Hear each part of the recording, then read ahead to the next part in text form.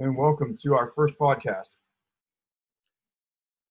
Hi, we're going to do a rookie-only mock draft for Dynasty League. 12 teams, PPR, one quarterback, two running backs, three wide receivers, a tight end, kicker, and a defense, basic starting lineup requirements, no flex.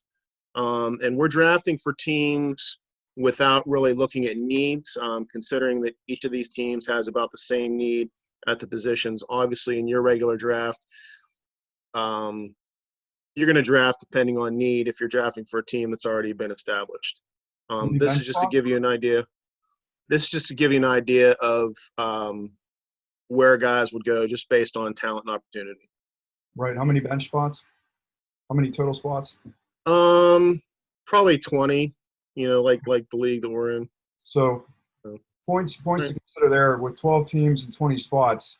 A lot of people are going to keep multiple quarterbacks on the roster, multiple tight ends on the roster. So positions that don't have a lot of depth are going to be harder to get. And then with three wide receiver, no flex in a PPR league, of course, having a top-tier wide receiver is valuable.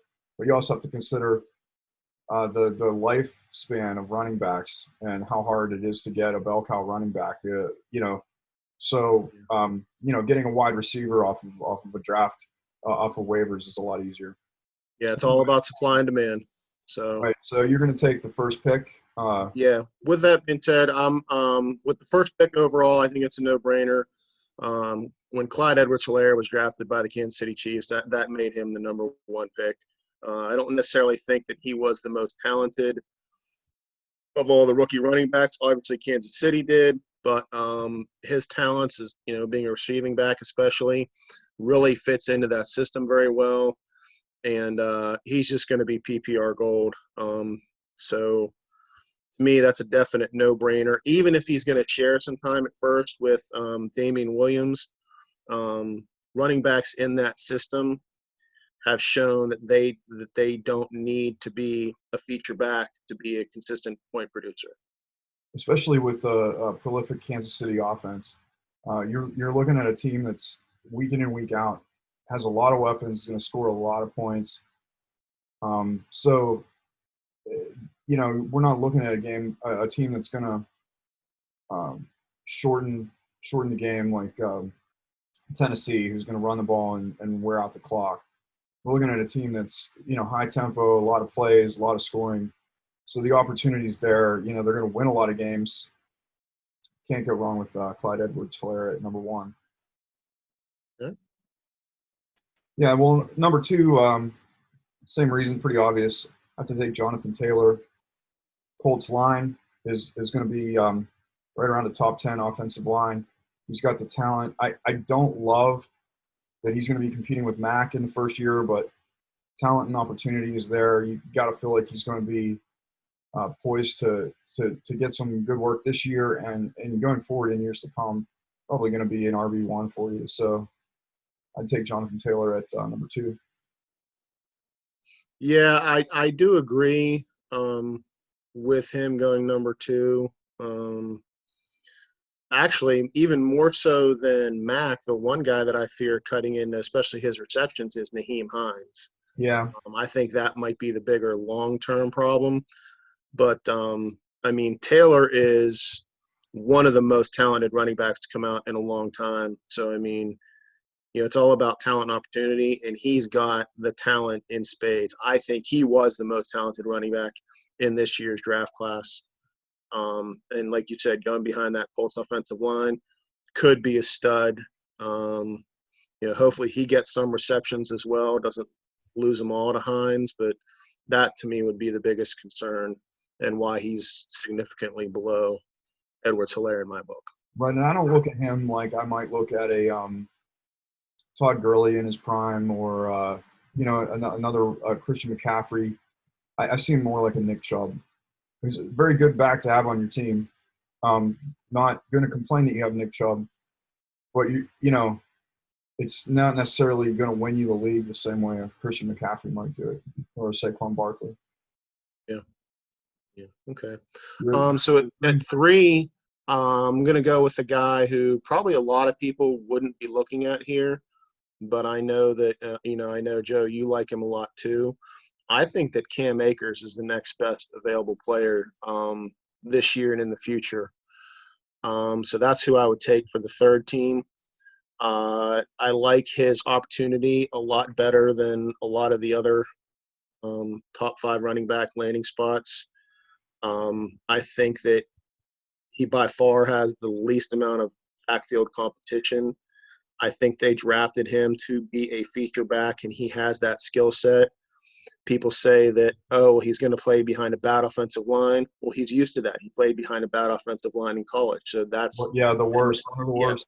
and was still able to produce. I mean, Henderson is still there, and it would be nice to have him as a handcuff on the same team.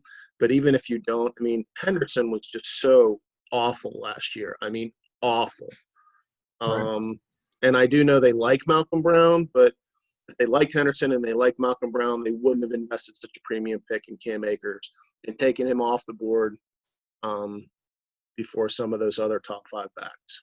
Well, I agree with you for sure. And what I like about Cam Akers is that even though his stats in college weren't eye-popping, he was hit. I believe research I showed he was hit 1 to 3 yards before all the other top backs on almost every play. So his yard after contact was as good or better than every other back that are being drafted higher. And a lot of it comes down to what you said as well. If you have Henderson on your team, take Cam Akers. If you have Kerryon Johnson on your team, maybe this is where you consider, well, who do I have? If these guys, if they're all ranked very similar, do I have a handcuff for one of the other backs? But I would, I would agree with you, and I think there's less competition for Akers. He's going to be a monster player, and he can catch the ball. And another key issue is he can pass block. Everybody says, well, the Rams' offensive line not too good, but they were healthy. They were unhealthy. They were banged up. You give them a year. Like a lot of times, you'll see teams with a bad offensive line, and then next year they're more middle of the road or even higher because guys aren't hurt. So, Right. see what And happens. pass blocking is one of those things. That and fumbling is what keeps a lot of rookie running backs from Right. pulling their potential. And Akers doesn't have those problems. The other thing is, like last year at this time, people couldn't get enough of Sean McVay's offense. Right. They had a down year, but it's still Sean McVay's offense. So I think it's a good thing to have a piece of. Right. Agreed. Who are you thinking it for? Well, this goes back to your point. So at 4, if I am looking to take another running back at 4, I'm going to take based on who do I have on my team. So if I have Kerryon Johnson on my team, I'm taking DeAndre Swift. I'm going to look and see, I'm going to match. That way, if one of those guys gets hurt, I've got the other one automatically. I'm guaranteed production. If you're looking at this point, you can't go wrong receiver-wise. Maybe CD Lamb, and if you need a quarterback, this would be another place to take him. But for me, if I'm just taking an average shot at this point, I'm probably going to take DeAndre Swift. I like his pass-catching ability, his explosiveness. I think he's going to be the better back than Kerryon Johnson. Again, if I didn't have, if I have Ingram on my team, maybe I make a different choice right here because I want the handcuff. But I think DeAndre Swift is going to catch 40 to 50 balls. We'll see how he does running. I mean, if he turns out to just blow Kerryon out of the water or Kerryon gets hurt, you got yourself an RB1. Most definitely. Yeah, that's all things being equal, unless I have a huge positional need somewhere else, like a quarterback or something, I would definitely go Swift here as well. I have Swift and Akers kind of like on the same tier. I just like Akers' path to carries is a lot easier because Kerryon is a very good running back, but he just hasn't been able to stay healthy. And I do think DeAndre Swift, along with Jonathan Taylor, were definitely the top 2 most talented running backs coming into the NFL draft. If Kansas City would have gotten Swift, he'd have been the number 1 pick for sure, because he has that receiving ability that he showed at Georgia as well. So I definitely agree with this pick. That's who I have fourth overall as well. Well, you're up at fifth. Okay, so again, I'm not even like I said, unless I have a huge positional need somewhere else, I'm not even considering any other position until after the top 5 running backs in this draft are gone. And so I'm going to take the 5th one here with J.K. Dobbins.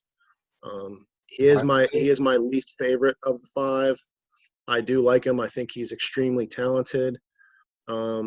Could be a feature back. Obviously, Ingram is there.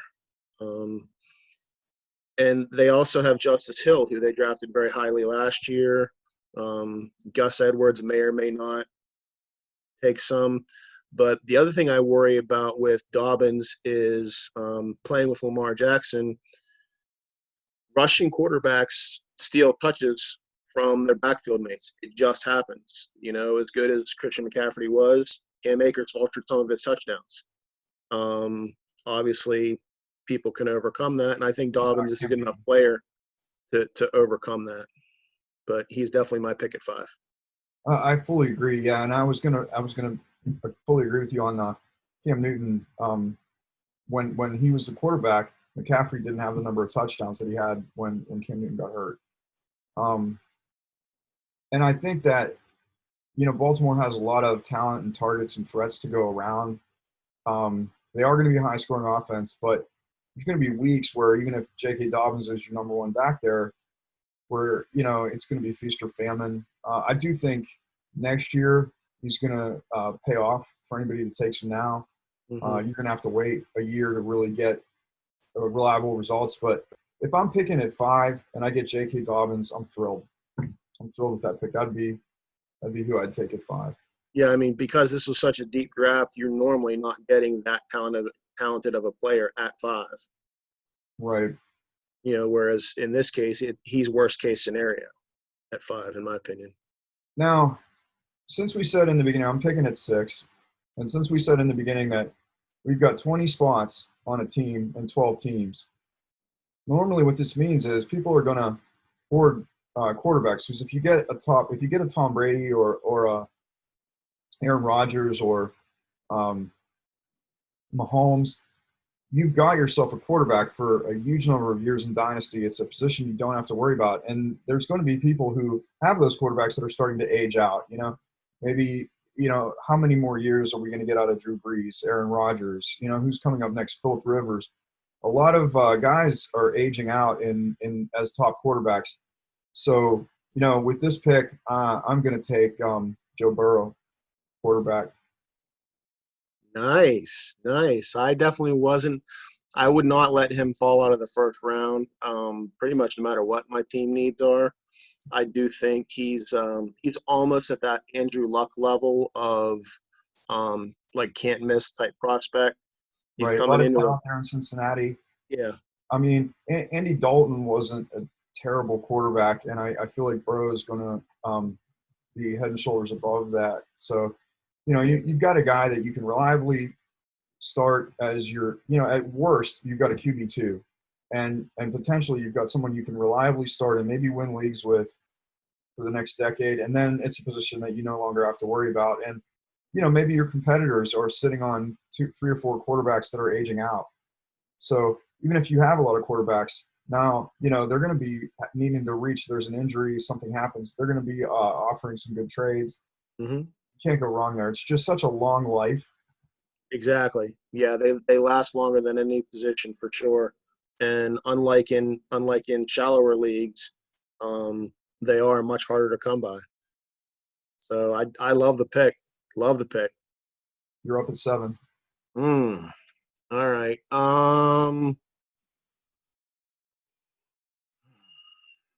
Lot of wide receiver talent in this draft. I don't know if too much is an accurate statement because it's like, oh, if I pass on one, I could probably get a decent one in the second round.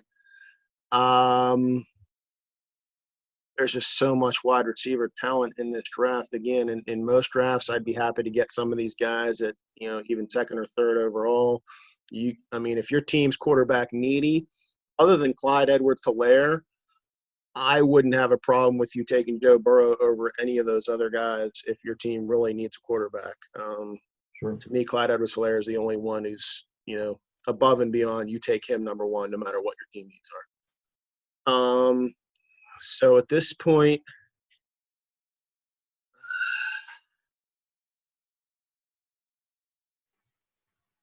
Come on, do it. You know you want to. I'm going to go with Keyshawn Vaughn. Oh, really? I am. Again, just I love a lot of the receivers, and we're obviously going to be talking about them.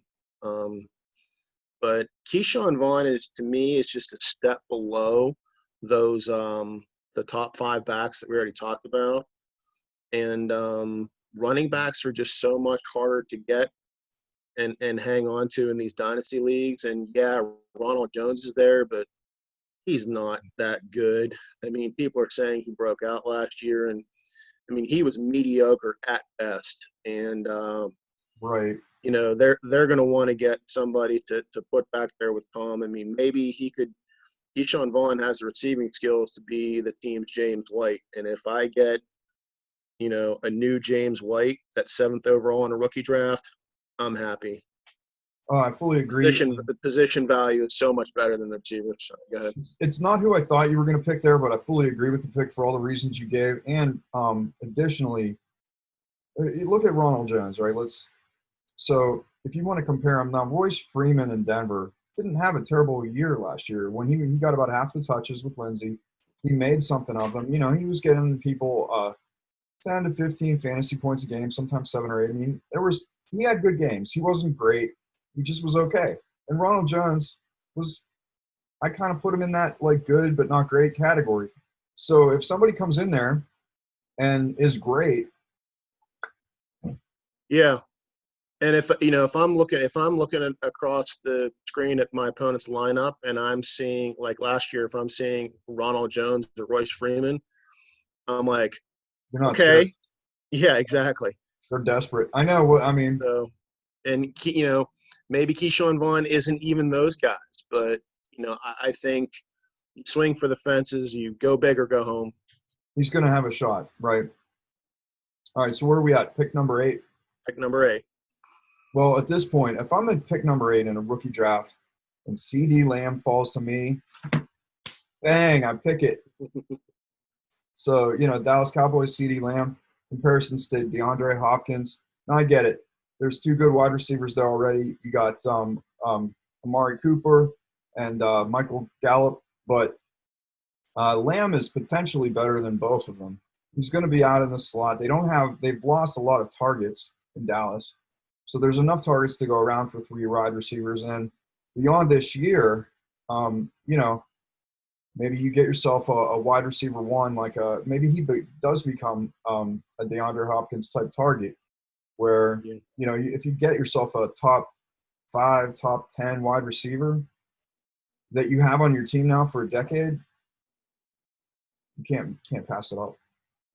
Yeah, I mean, at this point, I think we've exhausted all of the other first-round possibilities. There's really no other running back that you could possibly, in my opinion, justify taking over the wide receiver talent that's left here. Same thing with quarterback.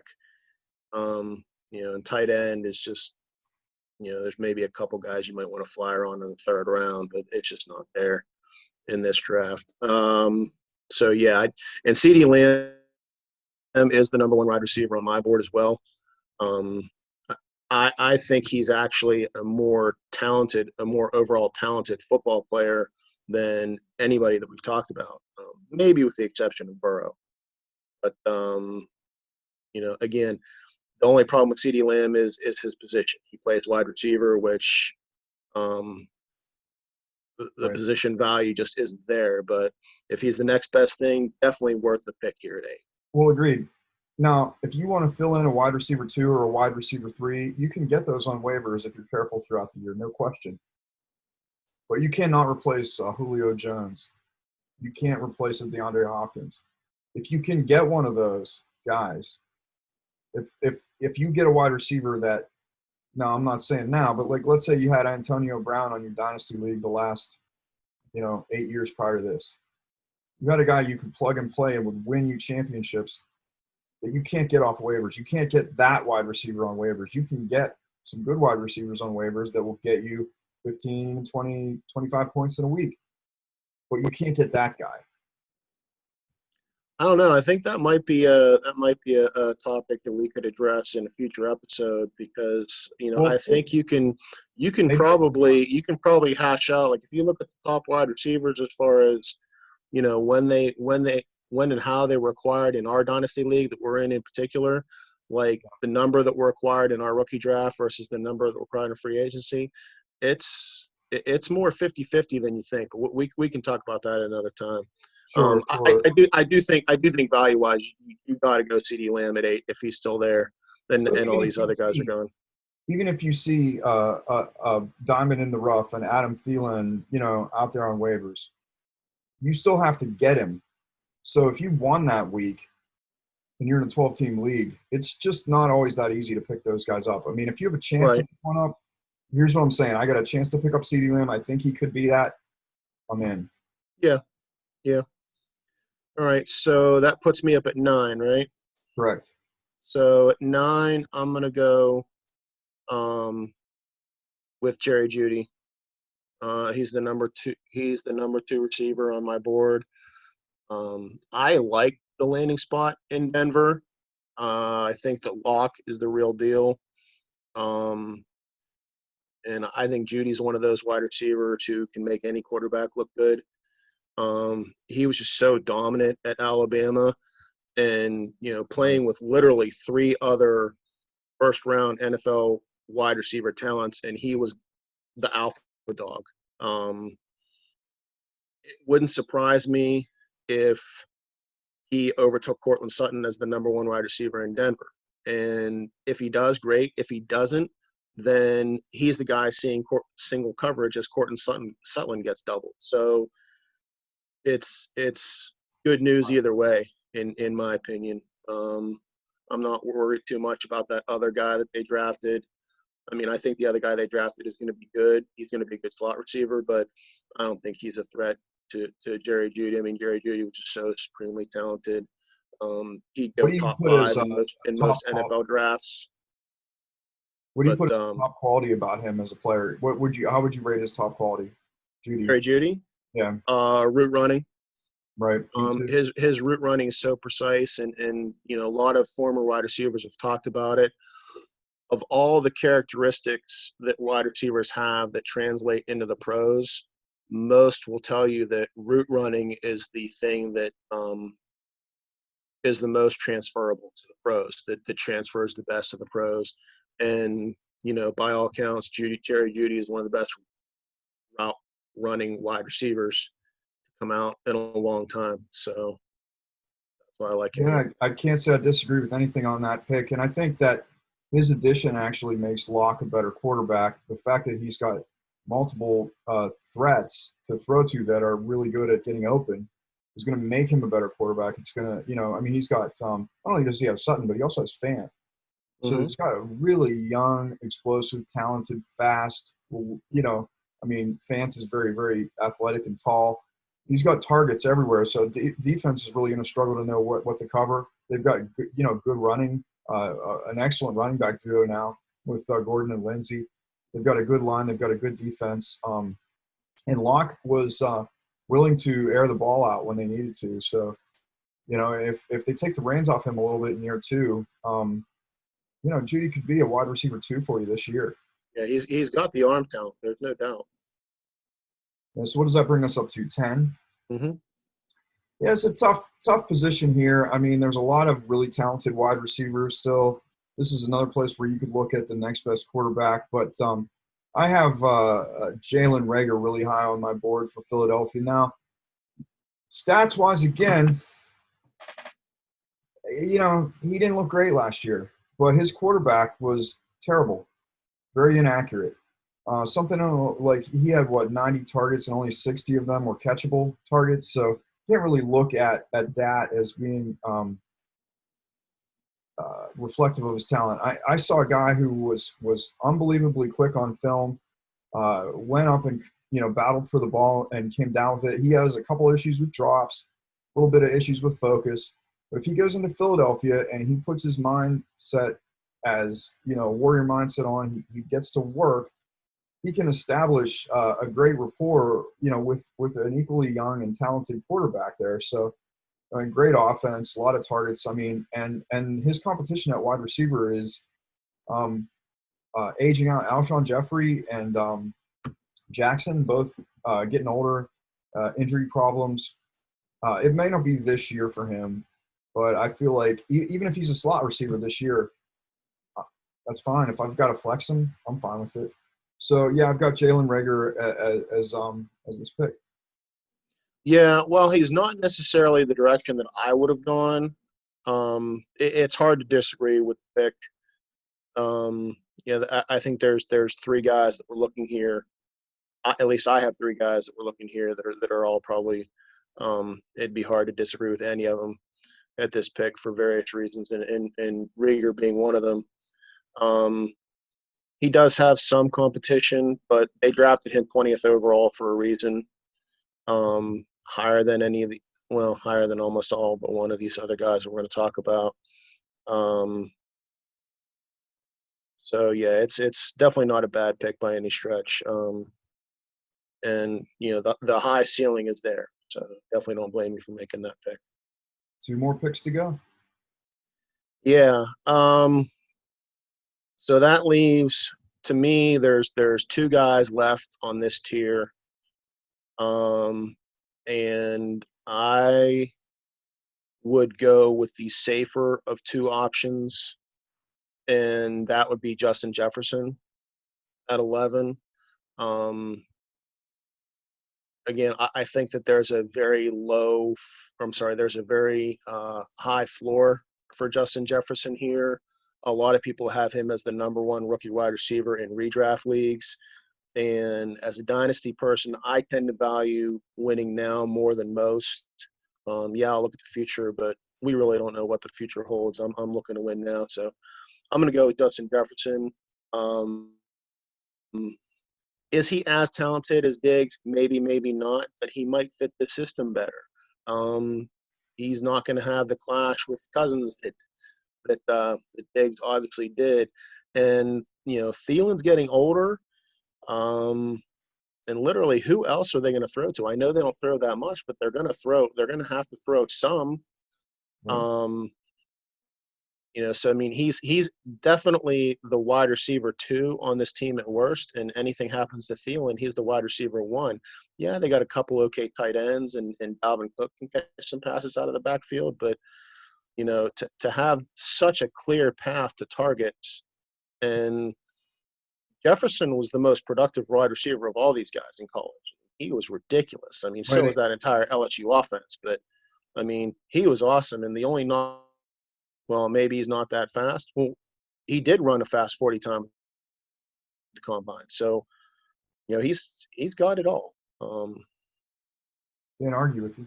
I mean, my analysis on the only reason that I have him lower is I feel like the Vikings offense is going to throw less than Philadelphia. They're going to score less than Philadelphia. It's going to be more of a running offense. I think they're going to run a lot of 2 tight end sets for the Vikings.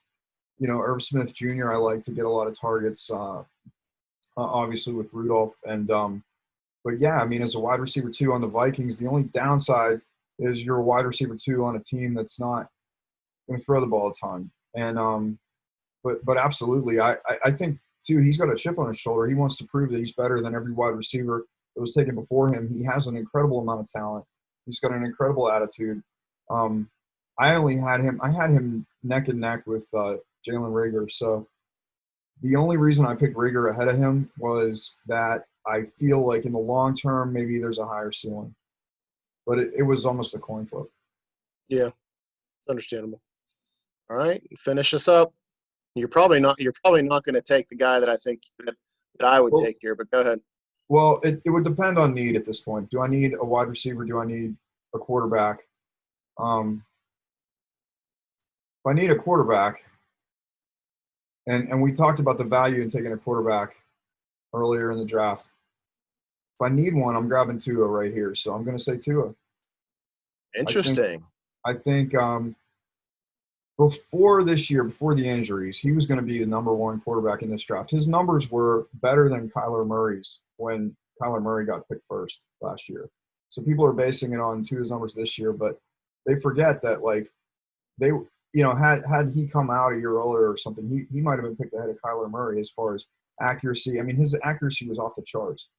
And he's going to what could become a high throwing, a high scoring offense, and he could be a staple in Miami for years to come. Brady's not there in New England anymore, so the pecking order is up for grabs as to which team is going to take the lead there. Just for the fact that I could have a quarterback who is going to be has the potential to be a top 10 or a top 5 for the next decade. Again, same reason I took Burrow, I'm taking Tua. Yeah. Again, definitely not the way I thought you were going to go. But again, it's hard to argue the value, like everything we said about the quarterbacks before. And I mean, a healthy Tua is I mean, he'd have been fighting Burrow the whole time to be that number one pick, even as good of a season as Burrow had. It's just there are those mounting health concerns on Tua. Speaking of Miami, I mean, they made a lot of moves and they had a lot of draft picks and everything, and everybody thinks that because they did that they're automatically going to turn it around. I'm not particularly in love with, I mean, other than Tua, I think Tua was a home run, slam dunk pick at number 5 overall. They were lucky to get him there. But other than that, I would have gone differently with almost every single pick that they made. And a lot of the moves they made in the offseason, like Eric Flowers comes to mind, paying him a ton of money isn't all of a sudden going to make him a good offensive lineman. So I just don't – my 2 knocks on Tua are the injury concerns, and I don't trust the organization, the system that he's going to get the most out of him. But talent is unquestioned, and it's not a bad pick by any stretch. So it's the 12th pick, and you have a chance to get a guy who may be the guy who's the best in his position. I mean, there's a chance he could be better than Burrow. So, you're picking 12th. Chances are you just won your championship. You probably are pretty stacked at the other positions. You probably don't really desperately need a running back or wide receiver. So maybe you're sitting there at number 12 because you have an aging top tier quarterback and you're stacked everywhere else. Maybe you're sitting there at number 12 because you had a Christian McCaffrey on your team or like that. So that's why I went that way. I mean, there's a ton of wide receiver talent on the board where in round 2, people that are picking 2-1, 2-2, 2-3, 2-4 are going to be thrilled to get guys that might be wide receiver ones, potential starting running backs still available on the board. So we can leave those for another day. Any final thoughts on the draft? No, so we ended up 6 running backs, only 4 receivers total, and then 2 quarterbacks in the first round. So, I don't, Thing with taking Tua at 12, and this goes back to need again. And of course, if you're picking at 12 and you don't need a quarterback, you're not taking him. But if you needed a quarterback, even as a quarterback 2, you're looking to get younger there. If you don't take him there, you don't get him.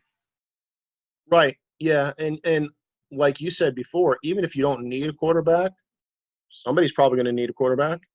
With and that, if you're the guy that has the extra one, there it is.